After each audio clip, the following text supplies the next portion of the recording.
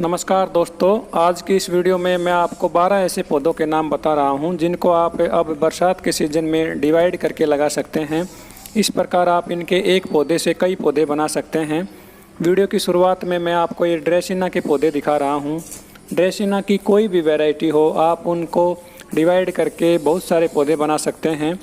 ये देखिए, एक और प्लांट मैं आपको दिखाता हूँ। ये है song of India. Song of India का एक ऐसा पौधा होता है जिसके मेन स्टेम के साइड से एक नई ब्रांच निकल आती है और उस ब्रांच को आसानी से अलग किया जा सकता है क्योंकि उसकी रूट्स भी अलग होती हैं। ड्रेसिना की ये बहुत ही सुंदर वैरायटी होती है और इसके पत्तों का कलर वेरिएशन देखिए, कितने सुंदर पत्ते होते हैं। आप इस प्लांट को इंडोर ग्रो कीजिए। इंडोर में ब्राइट फिल्टर्ड सनलाइट वाली लोकेशन में इसकी बहुत ही अच्छी ग्रोथ हो जाती है। जिस प्रकार ड्रेसिना की वैरायटीज़ होती हैं उसी प्रकार पाम की भी बहुत सारी वैरायटीज़ होती हैं। ये देखिए दोस्तों, ये है लेडी पाम का पौधा जिसको हम रेफिस पाम के नाम से भी जानते हैं। इस प्लांट को भी आप डिवाइड करके लगा सकते हैं। इसकी मेन स्टेम के नीचे देखिए, साइड से छोटी छोटी ब्रांचेज निकल रही हैं और आप इन स्टेम्स को अलग कर सकते हैं। ये देखिए दोस्तों, पाम के पौधों के पत्ते बहुत ही सुंदर होते हैं, इसलिए इनको इंडोर डेकोरेटिव प्लांट के रूप में लगाया जाता है। जब आप पौधों को रिपोर्ट करते हैं या डिवाइड करते हैं तो उनको कम से कम एक हफ्ते के लिए छायादार लोकेशन में रख दीजिए। जिस दिन आप पौधों को डिवाइड करते हैं उस दिन उन पौधों में पानी ज़रूर डालना है। इंडोर डेकोरेटिव प्लांट के रूप में अरेका पाम को लगाया जाता है। जब हम ये पौधा खरीद कर लाते हैं तो इसकी 2 या 3 स्टेम पहले से ही रहती हैं और जब ये पौधा पुराना हो जाता है तो इसकी स्टेम्स की संख्या बढ़ने लगती है क्योंकि इसकी स्टेम अपने आप ही मल्टीप्लाई होती रहती हैं। बरसात के मौसम में पौधों की अच्छी ग्रोथ होती है और कोई भी पौधा नहीं सूखता है, इसलिए आप इस समय इन ब्रांचेज को अलग कर सकते हैं। अरेका पाम को डिवाइड करने के लिए आप इसकी सारी रूट बॉल को गमले से बाहर निकाल लें और पानी की सहायता से इसकी सारी मिट्टी निकाल दें और इनकी ब्रांचेज को अलग कर लें और इस प्रकार जितनी ब्रांचेज होंगी उतने ही इसके पौधे बन जाएंगे। इसी प्रकार एग्लोनिमा की भी सभी वेराइटीज़ के पौधों को आप डिवाइड करके लगा सकते हैं। एग्लोनिमा की कई वैरायटीज नर्सरी में हमें बहुत ही महंगी मिलती हैं। यदि इस प्रकार हम इनको डिवाइड कर लेते हैं तो इनके एक ही पौधे से कई पौधे बनाए जा सकते हैं।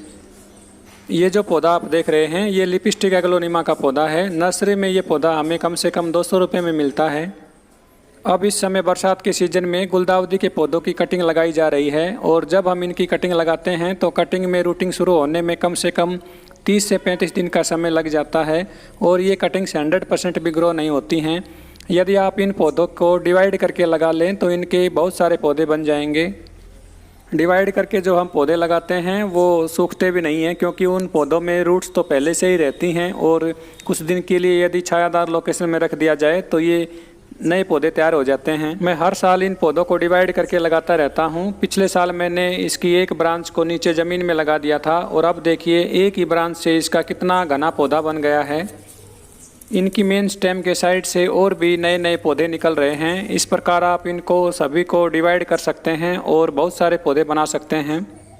ये देखिए दोस्तों, ये है पीस लिली का प्लांट और ये प्लांट हमें नर्सरी में बहुत ही महंगा मिलता है। मैं इस पौधे को अभी गर्मियों के मौसम में लेके आया था और ये पौधा मुझे 100 रुपये में मिला था और इस पौधे की केवल एक ही ब्रांच थी और अब गर्मियों के मौसम में इसकी ब्रांचेज सूखने लगती हैं। मैंने इसकी सूखी हुई ब्रांचेज को काट दिया था और अब देखिए ये कितना घना बन गया है।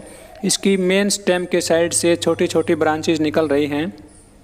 पीस लिली एक ऐसा इंडोर डेकोरेटिव प्लांट होता है जिसमें फ्लोवरिंग भी होती है। इसमें वाइट कलर का बहुत ही सुंदर फूल खिलता है और अब बरसात के सीज़न में आप इसकी ब्रांचेज को अलग करके इसके नए नए पौधे बना सकते हैं।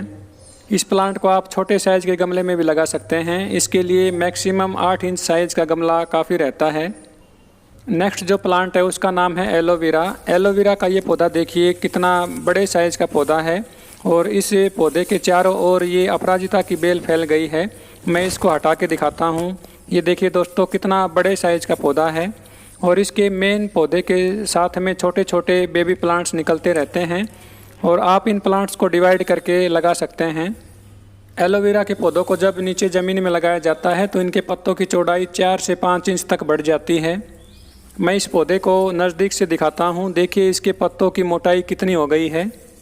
एलोवेरा के पौधे को किसी भी प्रकार के खाद की आवश्यकता नहीं होती है। मैंने ये पौधा नीचे ज़मीन में लगा दिया था और इसमें मैंने किसी भी प्रकार की खाद नहीं डाली है। बिना किसी खाद के ही देखिए इस पौधे की कितनी अच्छी ग्रोथ हो गई है और इसके मेन पौधे के साइड से और भी पौधे निकल आए हैं। इन पौधों को आसानी से डिवाइड करके लगाया जा सकता है। ज़मीन में लगाने पर इस पौधे का मल्टीप्लिकेशन फास्ट होता है। यदि आप इसका एक भी पौधा लाकर नीचे ज़मीन में लगा लेते हैं तो एक ही साल में इसके बहुत सारे पौधे बन जाते हैं। ये देखिए दोस्तों, इसके इस प्रकार छोटे छोटे बेबी प्लांट्स निकलते रहते हैं। इन पौधों को आप कहीं भी ग्रो कर सकते हैं, इंडोर आउटडोर कहीं भी आप इनको लगा सकते हैं और इनको आप छोटे से छोटे साइज़ के गमले में भी लगा लेते हैं तो इनकी बहुत ही अच्छी ग्रोथ हो जाती है। ये देखिए दोस्तों, कितना सुंदर पौधा है।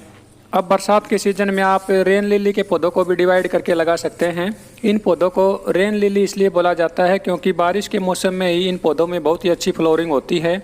इनको यदि नीचे ज़मीन में लगा लिया जाए तो ये पौधे जल्दी घने बन जाते हैं और आप इनकी ब्रांचेज को आसानी से डिवाइड कर सकते हैं। यदि आपने डायंथस और गजनिया के पौधों को बचा के रखा हुआ है तो अब बरसात के सीज़न में आप इनको डिवाइड करके इनके बहुत सारे पौधे बना सकते हैं। सर्दियों के मौसम में इसमें बहुत ही अच्छी फ्लोरिंग होती है और ये पौधे हमें 15 से 20 रुपये में आसानी से मिल जाते हैं। स्नेक प्लांट के भी मैंने कई पौधे बना लिए हैं। 2 साल पहले मैं केवल इनके 2 पौधे लेके आया था और इनके 2 पौधों से 20 से 25 पौधे बन गए हैं और इनका मल्टीप्लिकेशन ज़मीन में लगाने पर फास्ट हो जाता है। देखिए, इसके मेन पौधे के साइड से 3 या 4 पौधे एक साथ निकले हुए हैं। इसी प्रकार हर पौधे के साइड से पौधे निकल रहे हैं। अब बरसात के सीज़न में आप इन पौधों को डिवाइड करके लगा सकते हैं। आप इनकी रिपोर्टिंग भी कर सकते हैं। वैसे इन प्लांट्स को आप साल में कभी भी डिवाइड कर सकते हैं या इनकी रिपोर्टिंग कर सकते हैं। इन पौधों को केवल ओवर वाटरिंग से बचाना होता है। यदि इन पौधों में 1 महीने तक भी पानी ना दिया जाए तो भी ये पौधे सर्वाइव कर लेते हैं, मगर जब इन पौधों में अधिक पानी डाल दिया जाता है तो ये पौधे सूख जाते हैं। इसलिए इनकी वाटरिंग का विशेष ध्यान रखें। एलोकेशिया कुकुलाटा के ये पौधे देखिए, 25 दिन पहले मैंने इन पौधों को डिवाइड करके अलग अलग गमलों में लगाया है। पहले ये सारे पौधे इसी गमले में लगे हुए थे और ये इसका मेन प्लांट है। इस मेन प्लांट के साइड से बहुत सारे पौधे निकले हुए थे और मैंने इस पौधे को डिवाइड करके बहुत सारे पौधे बना लिए हैं।